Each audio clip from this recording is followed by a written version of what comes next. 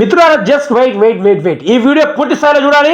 మన వరంగల్ తరపున కాంగ్రెస్ తరపున అయితే పోరాటానికి వచ్చింది.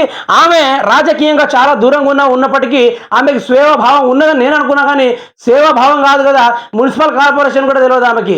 మరి అట్లాంటి ఆమెను ఈరోజు పదవిలోకి ఎక్కించి కేసీఆర్ మొదటిసారిగా రిలీజ్ చేసిన లిస్టులో ఆమె పేరు ఉన్నప్పటికీ ఆమెని కేసీఆర్ని కాలుతో ఎగదన్ని పోయి రేవంత్ రెడ్డి కాళ్ళ దగ్గర చేరిపోవడం జరిగింది. తండ్రి కూతుళ్ళు ఇద్దరు పోయి ఈరోజు బీఆర్ఎస్ పార్టీ చేసిన అవినీతి గురించి మాట్లాడుతున్నారు, కానీ రాష్ట్ర అభివృద్ధి గురించి మాట్లాడుతున్నారు ఇద్దరు దొంగలు. ఈ దొంగలు ఈరోజు వరంగల్ తరపున ప్రచార కమిటీలు చేస్తూ ఉన్నారు. మరి దాని గురించి ఒకసారి ఈ మేడం రేవంత్ రెడ్డి గురించి ఏదో మాట్లాడుతూ ఉంది, దాన్ని పూర్తి స్థాయిలో చూడడానికి అయితే ప్రయత్నం చేద్దాము. 10 ఏళ్ల చీకట్లో ఉన్న తెలంగాణకు రేవంత్ రెడ్డి మండే సూర్యుడిలాగా వచ్చాడు.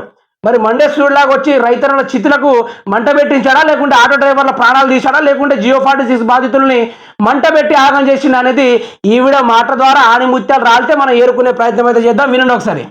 10 ఏళ్ళు చీకట్లలో ఉన్న తెలంగాణకి మండే సూర్యుడిలాగా వచ్చాడు మన రేవంత్ అన్న.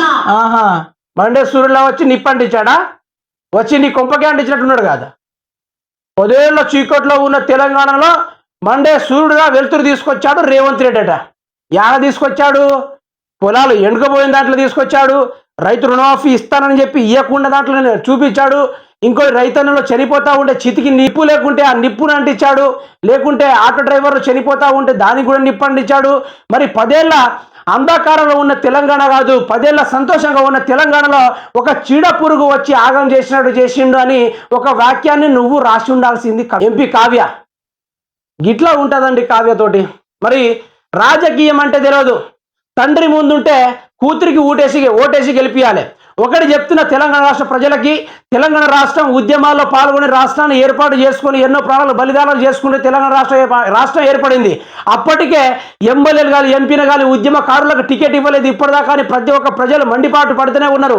మరి తెలంగాణ రాష్ట్రానికి కోసం కొట్లాడిన డాక్టర్ సుధీర్ కుమార్ మారేపల్లి డాక్టర్ సుధీర్ కుమార్, మరి ఆయన ఉద్యమకారుడు అయినప్పటికీ 20 ఏళ్ల సంధి ఎటువంటి పదవిని ఆశించకుండా ఆయన యొక్క అనుగుణంగా నడుచుకుంటా ఉండి పార్టీకి ఆయన గులాంగా ఉంటూ ఈ రోజు ఎంపీ అభ్యర్థిగా ఎన్నుకోబడ్డాడు. మరి ఉద్యమకారునికి మనం చూపాల్సిన కృప అనేది ఇక్కడే ఉంది కదా, ఉద్యమకారునికి మనం ఓటేసి గెలిపించాల్సింది ఇక్కడే ఉంది కదా. మరి తెలంగాణ రాష్ట్ర ప్రజలకు ఒకటి అర్థం కావాలి, దయచేసి ఎట్టి పరిస్థితుల్లో నేను బీఆర్ఎస్ పార్టీకి సపోర్ట్ చేయమని చెప్తున్నాను.